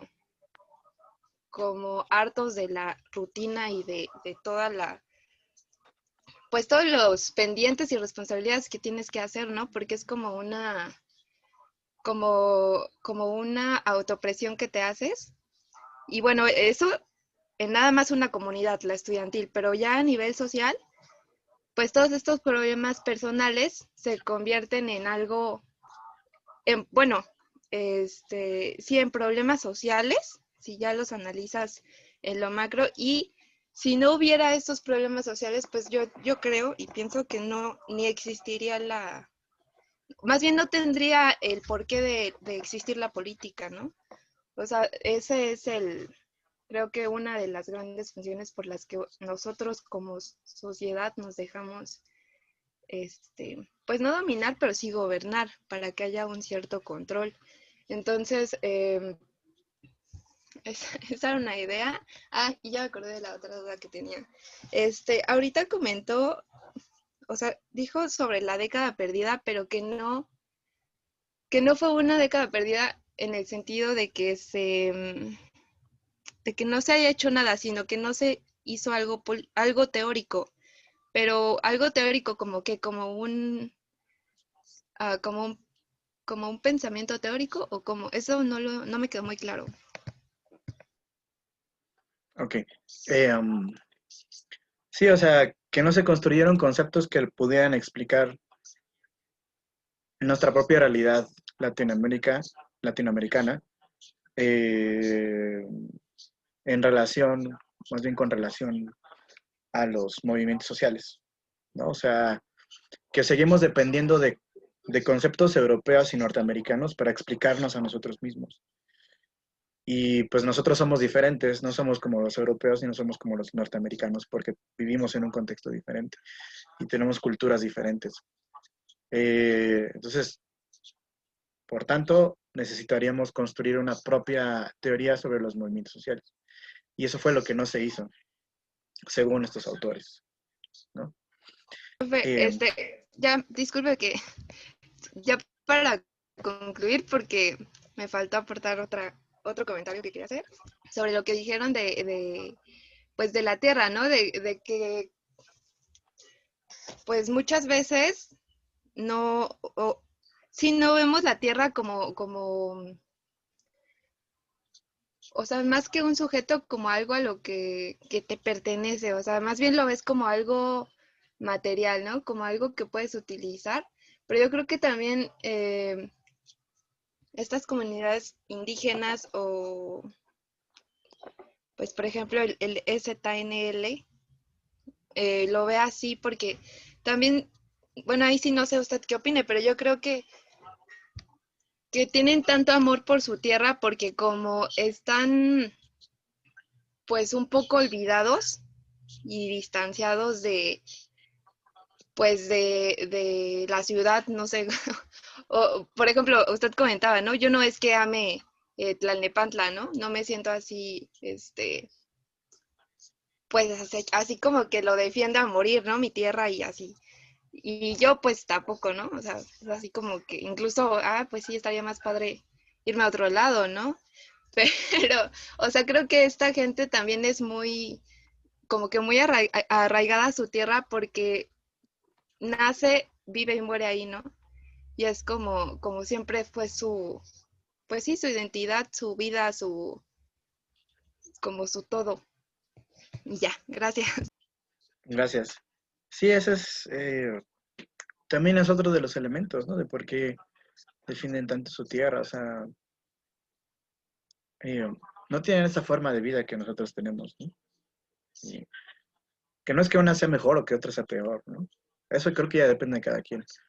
Y, sino más bien que somos diferentes, entonces nos identificamos de formas diferentes y construimos nuestra identidad de formas diferentes, ¿no?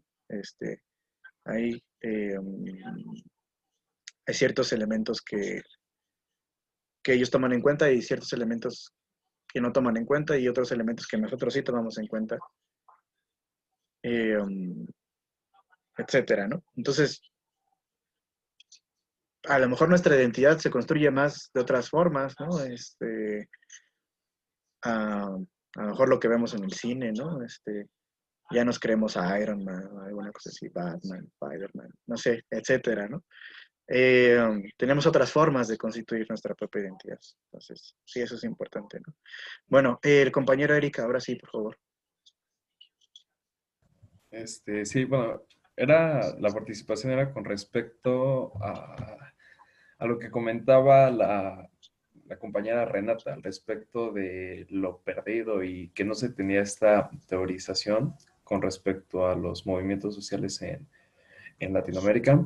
Y bueno, una vez más volvemos a las clases anteriores que teníamos sobre esto de los conceptos, la capacidad para viajar un concepto. Era obvio que pues aquí en Latinoamérica no podríamos explicar los fenómenos de los movimientos sociales como era en el caso de Europa o en otros lados, incluso en países de abajo. Esta cuestión obviamente pues poniendo el ejemplo de México, sabemos que muchos de sus movimientos, pues, ya sean movimientos ferrocarrileros, movimientos de profesionistas, médicos, a los movimientos campesinos, obviamente, pues, el contexto era muy distinto a lo que vivían todos los países y bueno, a lo largo de todas las clases, bueno, he podido como notar esta cuestión de que siempre queremos como agarrarnos de algo y de esa parte ya empezar de esa materia explicar lo nuestro, pero hay algunas veces que tal vez sí se va a poder sacar distintas ramificaciones, por así decirlo, distintas partes de eso que se toma y en otros casos no. Entonces siento que este fue como el problema que se dio en la lectura o el problema que mencionaron en cuanto a tratar de dar una explicación aquí en Latinoamérica. Y pues también siento que los movimientos sociales, al ser de un carácter muy distinto, era como lo mencionaba la lectura, que en la época de los 90 fue cuando empezaron a tener como más auge, por así decirlo, y eran pues importantes en algunos aspectos. Sabemos que un movimiento social siempre busca generar un cambio, en algunos casos sin tratar de inmiscuirse pues directamente a lo político, entrar de lleno, sino generar un cambio por encima de, más no adentrarse. Y pues es eso que igual usted mencionaba, que algunos movimientos políticos sobrepasaban esa línea, otros solo pues llegaban al cometido, y me quedo con esa parte de que pues no podemos explicar todo de la misma manera porque los contextos son muy distintos. Y ya, sería todo. Claro, muchas gracias. Sí, es eso, ¿no? O sea, volvemos al problema que nos metió Sartori. Ya queríamos olvidar a Sartori y aquí vuelve a salir Sartori. Bueno, sí, este problema de los conceptos que puedan viajar, sobre todo para que nosotros podamos hacer un estudio comparativo, ¿no? Que es precisamente la idea de esta materia, ¿no?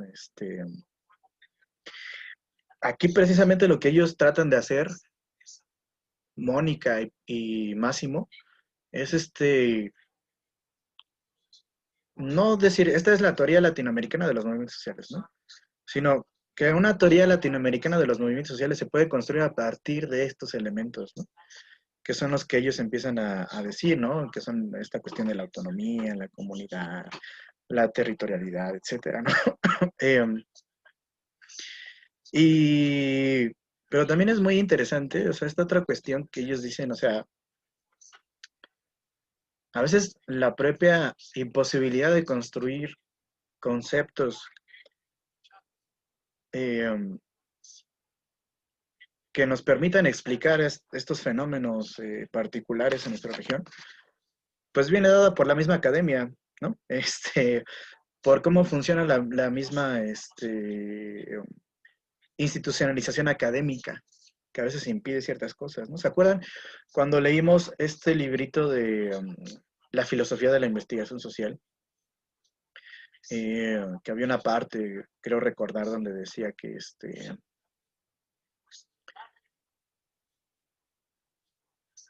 hacer ciencia, pues no era nada más como ser objetivos y todo este rollo, ¿no? O sea, era una cuestión social. Y entonces, en este sentido, había también implicaciones sociales de qué tipo de ciencia se podían hacer y qué otro tipo de ciencia no se podía hacer, ¿no? Por ejemplo, a veces hay viejitos que están enquistados, por ejemplo, en algún posgrado o cosas así, y ellos son los que deciden, por ejemplo, si ustedes algún día quieren entrar a un posgrado, a la maestría o al doctorado, ustedes tienen que hacer un proyecto de investigación y presentarlo. Y bueno, tienen que hacer mucho más cosas, ¿no? Un rollo. Pero esa es una de las cosas que hay que hacer. Y, y es una cuestión muy subjetiva que decidan que tu proyecto sí les es útil al posgrado o que tu proyecto no les sea útil. Y mucho de esto depende de si hay alguien en el propio posgrado que se interese por tu proyecto. Bueno, a lo mejor hiciste un proyecto muy chingón y lo que quieras, pero si no hay nadie en el posgrado al que le interese tu proyecto porque no maneja esa línea de investigación, te quedas fuera. Así de subjetivo es la cuestión de la ciencia y de los posgrados, así. Entonces, eh, es una cuestión bastante contradictoria, ¿no? Aparte tienes que estarle gustando a todo el mundo, casi, ¿no? Eh, Platicaba el otro día con una amiga, ¿no? Que también está junto conmigo en el doctorado, ¿no? Y decía, sí, yo ya estoy harto de tener que estarle gustando a todo el mundo, ¿no? No físicamente, sino intelectualmente. Y decía, sí, somos como prostitutos de las ideas, ¿no? O sea, tenemos que estar ahí gustándole a todo el mundo. Y sí es cierto, o sea, tienes que quedar bien con los doctores, ¿no? Con estos señores que ya llevan 30 años haciendo investigación y que son las eminencias y las vacas sagradas y todo este rollo, ¿no? Tienes que quedar bien con ellos si quieres seguir siendo parte de un posgrado, de un doctorado. Y eso no solo pasa en México, es una cuestión general de la ciencia en todos los países, ¿no? Sobre todo las ciencias sociales. Entonces, lo que dice Máximo, ¿no? O sea, también hace falta que estos investigadores que puedan construir una nueva teoría de los movimientos sociales en Latinoamérica, pues también que se salgan un poquito de la cuestión academicista, ¿no? Que lo puedan hacer desde otro lugar, incluso desde la misma participación en los movimientos sociales, ¿no? Desde la propia militancia en los movimientos sociales. Y no querer verlo todo desde lejos, como desde aquí, desde mi escritorio, desde mi torre de marfil, a ver cómo explico yo la realidad, ¿no? Sin salir a la realidad. Entonces esa es una cosa también importante, ¿no? También por ahí menciona la cuestión de los jóvenes, ¿no? Si esperemos que los jóvenes que vienen llegando, los jóvenes investigadores que recién están surgiendo, pues puedan un poco desligarse de estas viejas, más bien de estas inercias que tienen la investigación social, que no nos deja avanzar. Ahí, por ejemplo,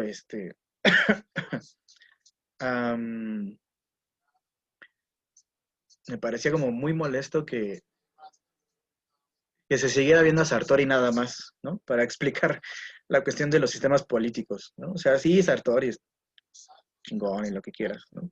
Y hay que saberlo y hay que conocerlo porque fue uno de los fundamentos para entender los sistemas políticos, etcétera. Pero no podemos quedarnos solo con Sartori, o sea, ya hay cosas más allá, ¿no?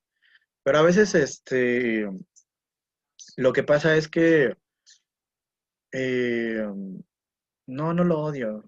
Más bien tengo una relación de amor-odio con él. Eh, pero, digamos, el problema es que también hay ciertos docentes que, por ejemplo, pues nunca se actualizan, ¿no? Y siguen dando siempre lo mismo, lo mismo, lo mismo, lo mismo, lo mismo, lo mismo, ¿no? Y entonces, pues los estudiantes se quedan así como con la idea de que lo que se dijo por ahí de 1970, pues es todavía lo que pasa ahora, ¿no?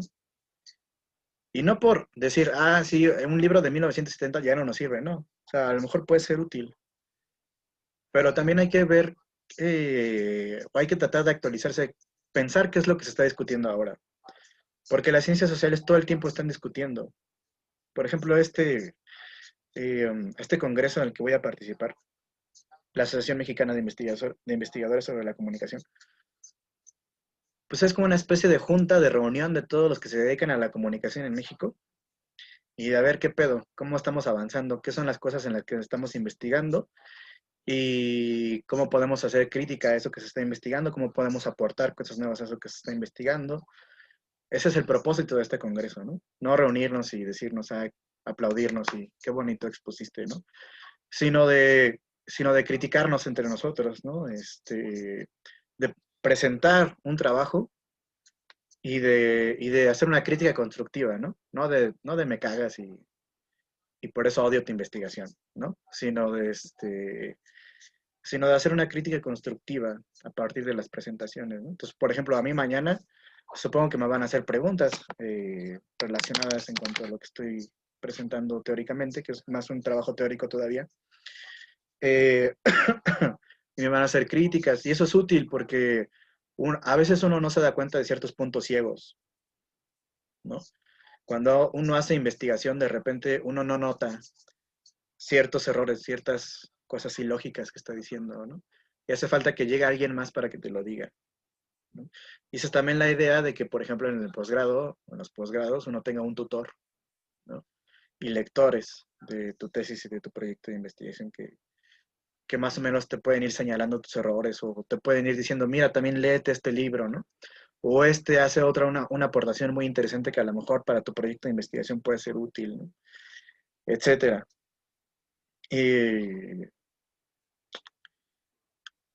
Y así funciona también esta parte de la ciencia, ¿no? Pero a veces pues hay gente que se queda enquistada con una cosa y ya no sale de ahí, ¿no? Miren, les recomiendo un canal que se llama, ya saben que yo sigo un montón de canales sobre, bueno, de todo. Y hay un canal de filosofía, que no es el que les enseñé, sino otro. ¿Cómo se llama? La Fonda Filosófica. Y y ahí hay un video, se los voy a mandar por el grupo de Classroom, sobre, sobre la doxa en la ciencia, ¿no? Y cómo realmente, o sea, este tipo es un filósofo. Dice, o sea, realmente lo que hacen los filósofos es defender sus prejuicios y sus dogmas, pero de una manera más chingona que, que toda digamos, el común de las personas que no sabe de filosofía, ¿no? Pero en realidad lo que están haciendo también es defender sus propias ideologías y sus propios dogmas, ¿no? Sus propios prejuicios. Y que un poco la conclusión a la que llega, que te puede dejar un poco deprimido, es que no hay forma de escapar a los dogmas y a los prejuicios, ¿no? Siempre terminamos por construirnos un dogma propio, ¿no? Y defendiéndolo a capa y espada.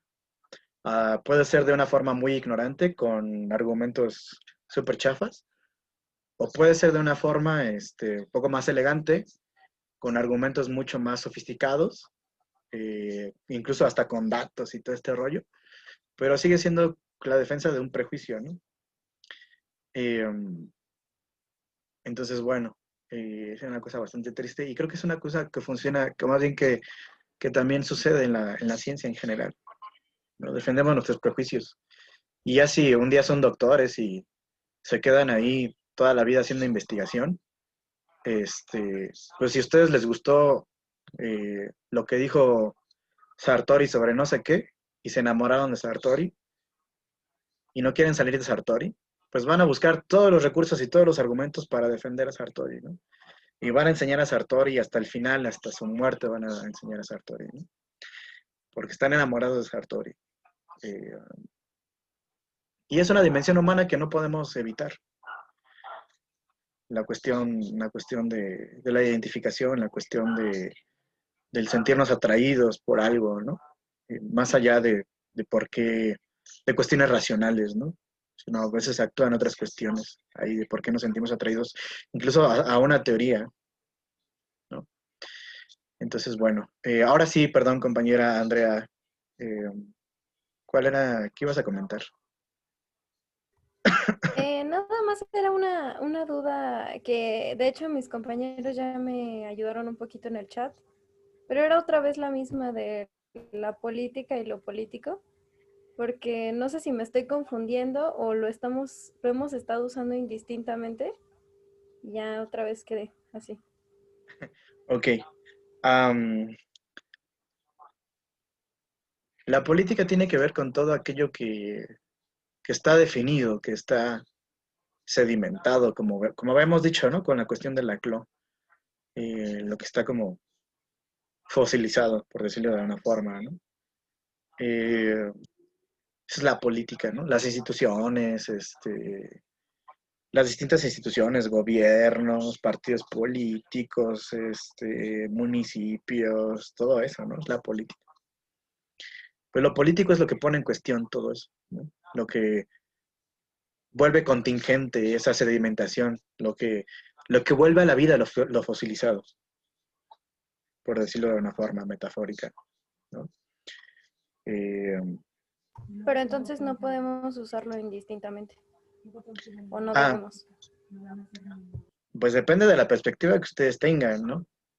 Para muchos, por ejemplo, una de las cosas que decía Benjamín Arditi en su lectora era que muchos politólogos confunden lo instituido con lo instituyente y asumen la política como el todo, ¿no? Pero yo creo que esta perspectiva de la diferencia entre la política y lo político pues nos ayuda a pensar más allá de lo instituido, ¿no? Y la política mucho más allá, o lo político más allá de eso, ¿no?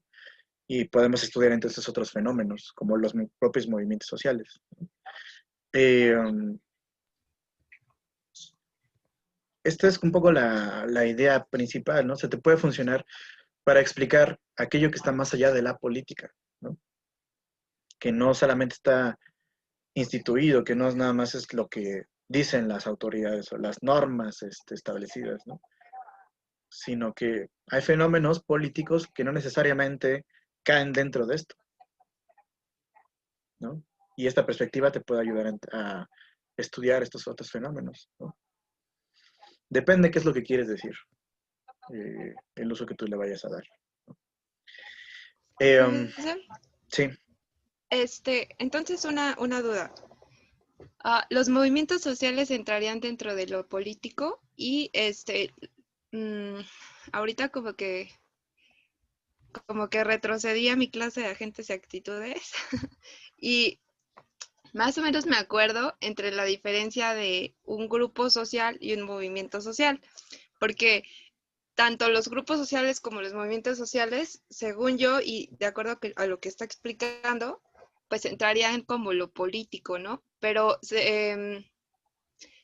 bueno, ya nada más le comento y me corrige si estoy mal. Según yo, un grupo social pues puede ser como reducido, en cambio los movimientos sociales sí son así como más, pues, ajá, como más masivos, o no sé, como que sí son de muchas más masas. personas y representan más, como que más ideales que un grupo social. Sí, un grupo, por ejemplo, puede ser el grupo ese de amigos de Salinas, ¿no? Que estudiaban todos en la Facultad de Economía y un día Salinas dijo, no, alguien de nosotros va a ser presidente y el que sea presidente se va a jalar a los demás cuates, ¿no? Y eran 3, 5 güeyes, ¿no? Y un día Salinas lo logró, ¿no? Y traicionó a uno de sus amigos. Bueno, no me meteré más en ese asunto. Eso es un grupo político, pero un movimiento social pues es mucho más amplio, ¿no? Como bien dices tú, es una cuestión de masas. Y la diferencia, o sea, esta es una cuestión que discute Arditi en su lectura, ¿no? La cuestión de la política y lo político y su relación con los movimientos sociales. Arditi va a decir que los movimientos sociales, aunque aquí podríamos debatirlo, están dentro de la política. ¿Por qué? Porque no ponen en cuestión el todo. Solo quieren cambios, digamos, muy específicos, ¿no? Muy bien delimitados. Pero no ponen, no son, por ejemplo, como los movimientos comunistas en algún momento, ¿no? Que sí ponen en duda en todo, ¿no? Que es decir, vamos a destruir esta sociedad y construir una nueva, ¿no? Los movimientos sociales, por lo regular, no ponen en duda el todo, aunque aquí sí cabría hacer un debate con Arditi, ¿no? Porque yo creo que sí hay algunos movimientos sociales que ponen en duda el todo. Por ejemplo, yo creo que el EZLN en algún momento lo hizo, ¿no? Aunque el buen Arditi no me está hablando. Aunque en algún momento se convirtió en otra cosa, ¿no? Entonces, creo que esto lo podríamos debatir, ¿no? O sea, ¿en qué punto están los movimientos sociales? Si son parte de la política, si son parte de lo político, ¿no? Yo creo que depende de las propias reivindicaciones que tengan los movimientos sociales. Sería el elemento que nosotros tendríamos que analizar para decir si está dentro de la política o si es un fenómeno que está dentro de lo político, ¿no? Sería una forma, sería lo que se me ocurre ahorita para poder analizar esta diferencia, ¿no? Bueno, no sé si alguien más tenga alguna otra duda, algún otro comentario. ¿Todavía sigue confundida, compañera Andrea? Mira, en pocas Disculpe, palabras. profesor. Dime. Nada más como comentario, la compañera Jenny Madeley no se pudo conectar hoy, me comentaba que se le había ido el internet, entonces me dijo que se le podía comentar a usted esta clase. Está bien, sí, que dile que no se preocupe. Muchas gracias. No, ¿de qué? O sea, bueno, ¿saben qué? ¿Qué voy a hacer? Les voy a mandar el video que les armé a los compañeros del semestre pasado sobre la diferencia entre la política y lo político, ¿vale? Y se los comparto en el grupo de Classroom para que quede un poco más claro, ¿no? Es muy bueno.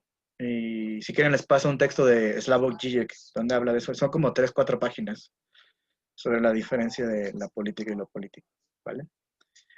Entonces, bueno, a menos que alguien más quiera decir otra cosa, quiera contarnos un chisme rápido, así, o algo. Había comentado una chava, profe, que explicara lo de cruzar las calles en España. Bueno, a ver, déjenme dejar de grabar. Eso ya no tiene nada que ver con la